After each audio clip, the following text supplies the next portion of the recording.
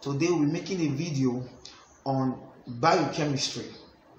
Now, when you hear of the concept of biochemistry, it goes a long way.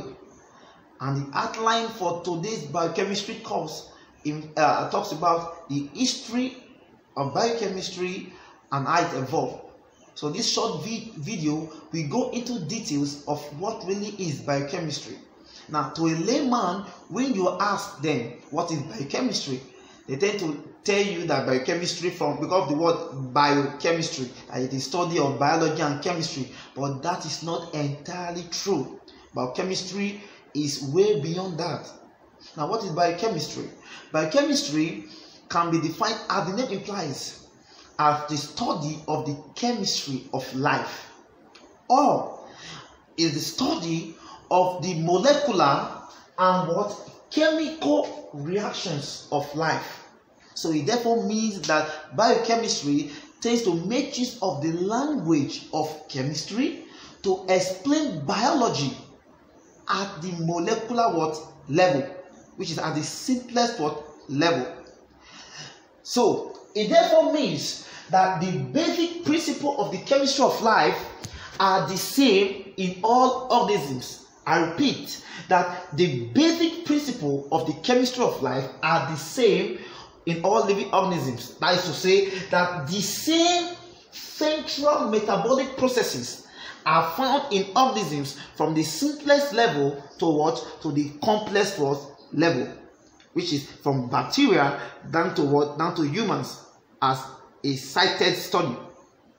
Now we will move on. You will tend to understand that there is a series of biochemical reactions, and these series of biochemical reactions are catalyzed by enzyme. Don't forget that those series of biochemical reactions are what we know in biochemistry as metabolic pathways. And the enzymes that tend to catalyze these biochemical reactions, as you can see right here on the board, are for many basic properties. They are nearly identical from organisms to organisms, meaning as you go higher, as you move from the simplest to the complex level, the same biochemical processes or series of biochemical reactions that occur in organisms from the simplest to the complex are identical. All right. Okay. As we rightly talked about the first time, now today's right now, from what we said earlier on, that the series of biochemical reactions that occur in living organisms are the same, or they are nearly identical in living organisms. It then boils down to that this means that all known life forms are descendants from a single primordial ancestor in which these biochemical features first developed. Now, as you can see right there on the board, that these processes are they are found in that they were first found in the first primordial history, which is our first primordial ancestor, in which these biochemical features were first developed. It means all these series of biochemical reactions were first developed in simplest organisms. Now it boils down to another good topic, which is subtopic called the history of biochemistry. Now, the history of biochemistry will not be known if a man called Friedrich Wöhler had not carried out an experiment. But the very truth is, before the modern day biochemistry began, the biochemistry was first used. All right. That Friedrich Wöhler experiment as a modern biochemistry that it made us to understand did not start during his time. In fact, as knowledge would have it, that that biochemistry was first made use of during the ancient Greek, who tried to compare similarities between living organisms from the simplest to the most complex level. But biochemistry as a or as a scientific discipline began in the 19th century. Now, Friedrich Wohler experiment was one of the experiments that laid the foundation of the modern biochemistry in the year 1828 from his famous experiment he carried out called the Wohler experiment, the Friedrich Wohler experiment, whereby he made use of an inorganic compound called ammonium cyanide. When he heated it, he got an organic compound which we call urea. Now, there was this thought that only organic can give rise to organic, while inorganic give rise to inorganic, and it falls under what we know as the theory of vitalism. That for anything to be organic, there must be the presence of a living matter to have initiated such a process. But that rule or that theory was discarded when a German scientist known as Friedrich Wohler in the year 1828 was able to prepare ammonium cyanide, was able to prepare urea from what? From ammonium cyanide by heating ammonium cyanide to give us what? Urea. And you are aware that urea is an organic compound. Now, this Friedrich Wohler experiment led to the understanding that both organic and inorganic substances obey the same chemical and physical law. Meaning the experiment that was being conducted by Friedrich Wohler opened doors and made us to understand that that both organic and inorganic substances obey the same chemical and physical laws that we have today.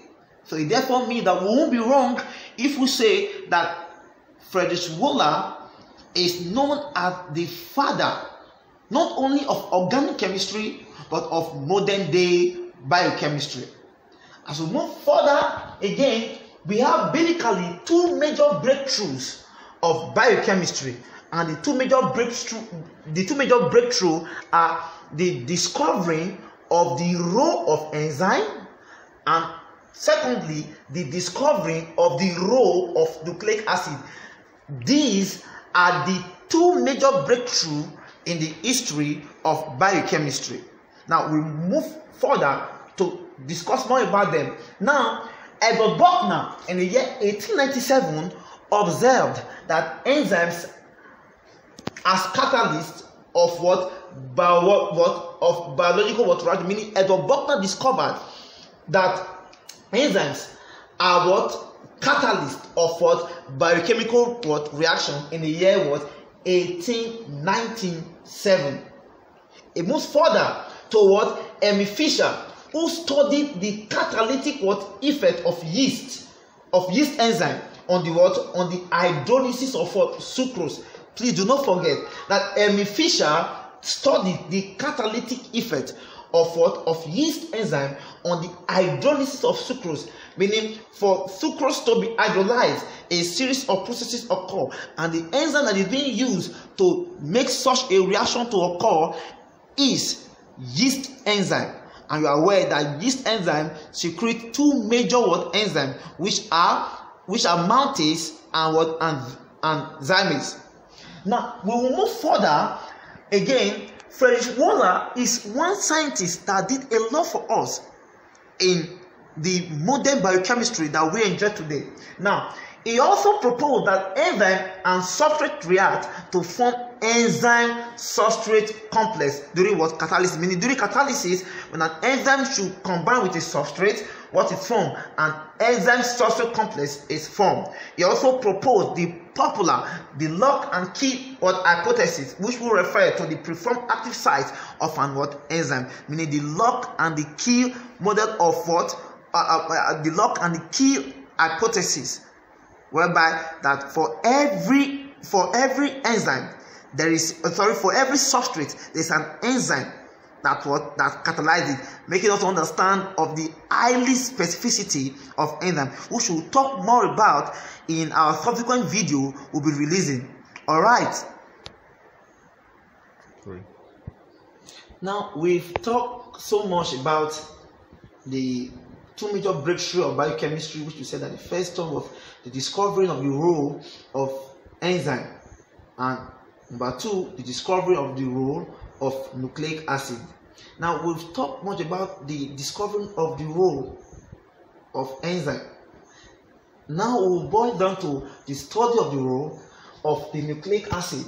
Now, in the year 1944, theory scientists, most of you can see right on the board, Oswald Avery, Colin MacLeod, and Maclean McCarthy, they carried out an experiment which provided the first conclusive evidence that DNA is the genetic material. Now, the name of the bacteria that this experiment was carried on or was confirmed was Streptococcus pneumoniae. Now, what was the experiment all about? Now, these three men took an extract. Now, as you can see, now what do they do, or what did they do? They took an extract of a strain of DNA from a toxic bacteria, which is Streptococcus pneumoniae.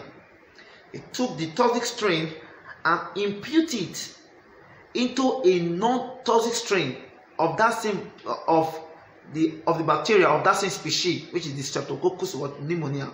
It was soon observed that the bacteria that was non-toxic became permanently transformed to a toxic bacteria. Is that that's true? So, with that experiment, these three men came to the conclusion that that extract strain was not the DNA, which is a genetic material.